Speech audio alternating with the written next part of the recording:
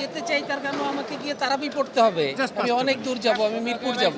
সামনের দিনগুলো আমি ওটা জানি না এখনো। তার কারণ হচ্ছে যে আমরা যেভাবে আগে কাজ করছিলাম এখনও সেভাবেই কাজ করছি। এখন বর্তমান সরকার, আমি এখন একটু আগেও বলেছি, এখনও আবার বলছি যে আমরা একটা নির্বাচিত বোর্ড, এই সরকার যেটা এসছে সেটাও একটা নির্বাচিত সরকার।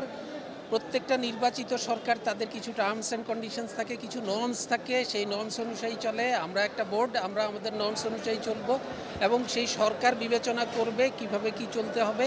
আমরা আমাদেরটা বিবেচনা করে আমরা আগে যেভাবে চলছিলাম এখনও সেভাবে চলছে। আমি কোনো পার্থক্য দেখতে পাচ্ছি না। যারা বলছে তারা বলছে, তাদের কথা তো আমি আটকে রাখতে পারবো না। প্রত্যেকের, আমাদেরও মামলা নিয়ে কোনো ধরনের নেই। তার কারণ হচ্ছে যে যখনই একটা কোর্টের কিছু একটা থাকে সেটা নিয়ে কথা বলা হচ্ছে সাবজুডিস। আমি সাবজুডিসে কোনো কথা বলতে রাজি না।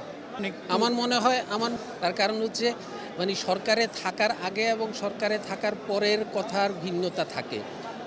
উনি আগে যেভাবে বলেছেন হয়তো উনি এখন সেভাবে নিশ্চয়ই বলছেন না।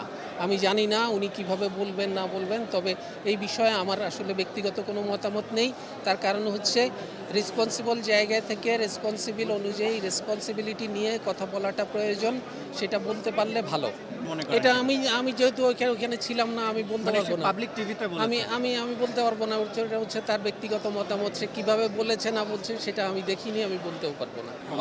অবশ্যই প্রত্যেকে, আশা করি প্রত্যেকে তার রেসপন্সিবিলিটি নিয়ে কথা বলে।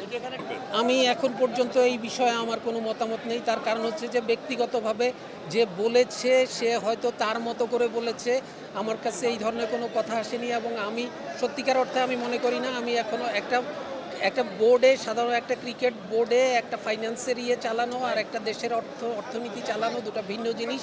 আমি মনে করি না আমার ওই যোগ্যতা এখনো হয়েছে।